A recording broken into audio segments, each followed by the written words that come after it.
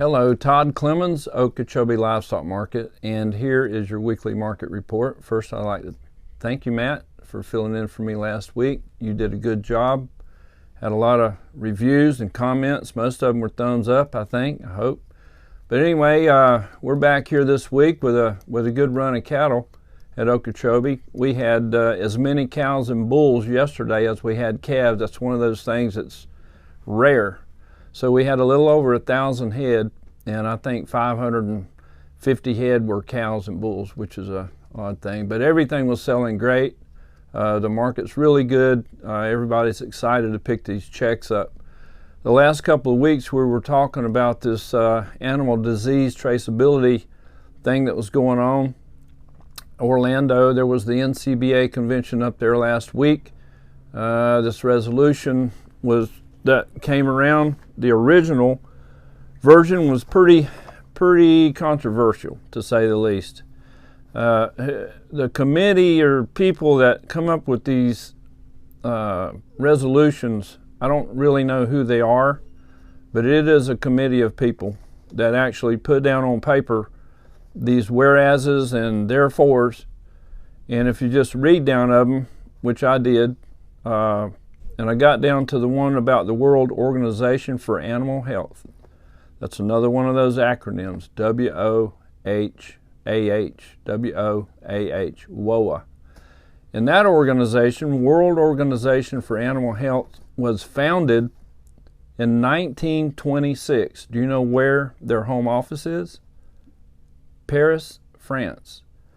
The original organization was the official office of International Epizootics, or Epizootics. The zoo part I get, that's animals. So I guess that was founded back there 100 years ago.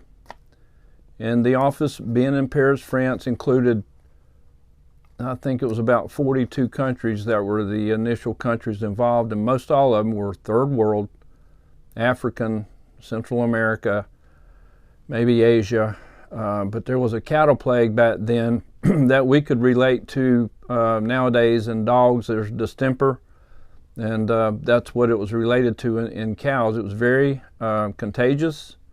They could blow their nose at you and snort, and it was contagious. It was airborne. It was a very bad thing. And that group was founded then to try to eradicate this cattle plague, and they did. They finally did. I think in the year 2001 it was eradicated. Imagine that.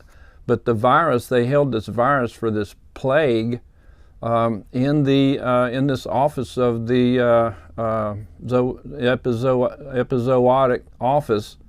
And after they eradicated this plague, they asked the people that were holding the virus to get rid of it. And I don't know how you get rid of it. Burn it up, incinerate it, or something, but we don't want it anymore. It's eradicated. We don't need the virus. They had the DNA imprint, the genomes, DNA, the science behind. They could reproduce that thing anytime they wanted if they needed a vaccine. And that was a long time ago, okay? And I relate that to something that just happened a few years ago that we remember in Rouen. It sounds very familiar. I honestly mean this. I think we owe a great debt of gratitude to science. Science has, in many ways, helped ease the suffering of this pandemic, which was more than likely caused by science.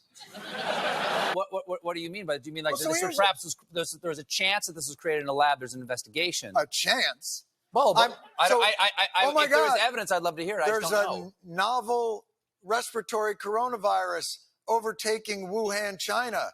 What do we do? Oh, you know who we could ask? The Wuhan novel respiratory coronavirus lab. The disease is the same name as the lab.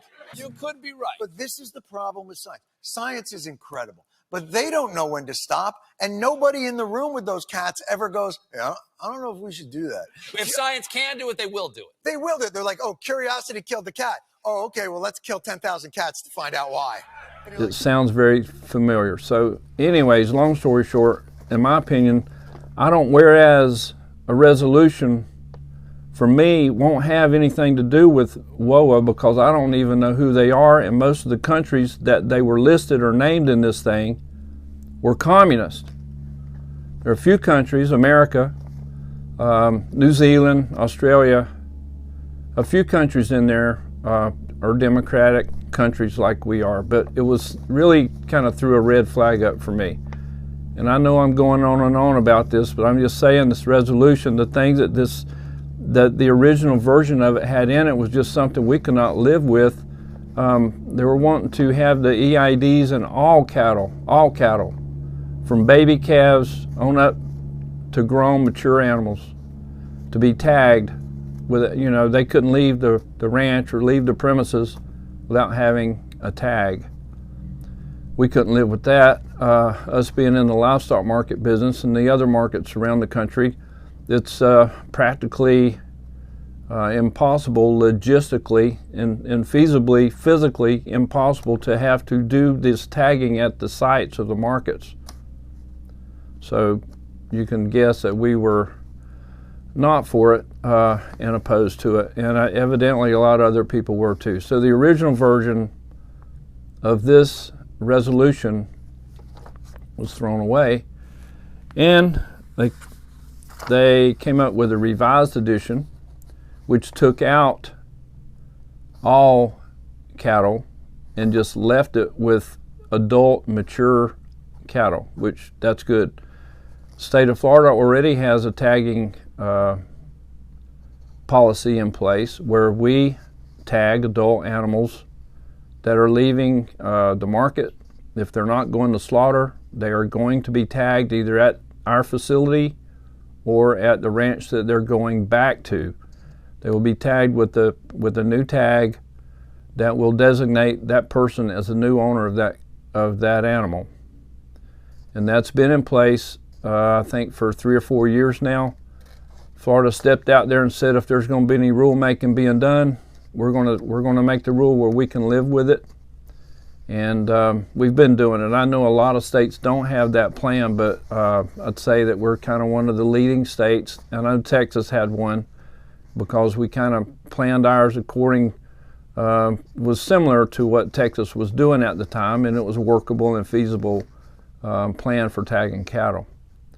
So we're back to basically a watered down, it was really watered down version of that strenuous resolution to now where there's not all cattle, but just mature cattle. And the funding, instead of saying the project will be funded by federal and state governments, comma, when possible. And we all know what that would mean. That would be never. So they took the comma and the when possible part out, which means it will be and should be funded by federal and state. But then that's taxpayers' dollars too. So do we really want that? I don't know. So we can go on and on about this, but this is better news than what we had. It's something that I guess if it does come into play, we've been doing it here in Florida, and I think we can live with the words that are in it now for the time being. But back to the market this week, man, we saw calves, 400-pound calves bringing $300 and something dollars, or $3 and something a pound. We saw 5-weight calves bringing over $3. We saw 6-weight calves bringing $2.60 to $2.70. We saw bulls bring over $1.40, and it's just dollars higher everywhere you look. Even these little 2-weight calves bringing $1,000, which is a lot of money for a little guy. He's that's a long way off from weighing 1,200 or 1,300 pounds. There's going to have to be a lot of money put into that animal, and you've got a lot in him to start with. So doing the numbers based on what the board's doing, it kind of doesn't add up. But the board is improving. This week, yesterday, it was $3 higher. They're adding money onto the fat cattle coming out of the feedlots. We're probably looking at somewhere between $1.80 $1.80, one or two here in this week or in the coming weeks. And for these calves to make any money at the prices that they're paying for them today, these fat cattle are going to have to be trading up there close to $2. And is that a number that we can reach? We'll only find that out if the public is willing to pay at the retail level what these prices are going to have to be at the meat counter. You know, are they going to pick that ribeye up and that sirloin steak or that New York strip up at $18 to $20 a pound? We'll see, but that's what it's going to have to be for these numbers, in my mind, to work out. But corn is cheaper, maybe not as cheap as it's ever been, but corn is way down. There's been good moisture over the Midwest and in the drought-stricken areas. They've had snow, they've had rain. The winter grazing's good, there's grass, and these calves are going straight out. They're going to be preconditioned, they'll be put on winter pastures. Hopefully they'll get 200 or 300 pounds on them during the winter. They'll probably kick them out to summer grazing, and then they'll end up in a feedlot. So they'll have to get that cost of gain down somewhere below $1 for these numbers to work out. But you know, maybe it'll happen. But inventory still is off and down, and there's fewer cattle than there has been since in the 1950s. And that's not going to change anytime soon. It'll probably take it another couple years before the numbers to turn back around, before people start retaining their heifers. So again, if you got them out there and they're ready to sell, now would be a good time to do it. 3-weight calves off heifers, we've been seeing some of those calves coming in here, and those steer calves are bringing $1,200 a head. So those little fellers are doing good too. I think that's about it. Our high prices for the week were extremely high. Crescent H Ranch from Immokalee had a 285-pound calf that brought $4.80. Yes, $4.80. That calf was bought by Cracker Land and Cattle. And on the slaughter cow side, Devil's Gardens Golden Ox from Lehigh Acres topped the cow market with a 1,290-pound cow that brought $1.26 a pound. She was bought by FPL. That's your market report. Thank you.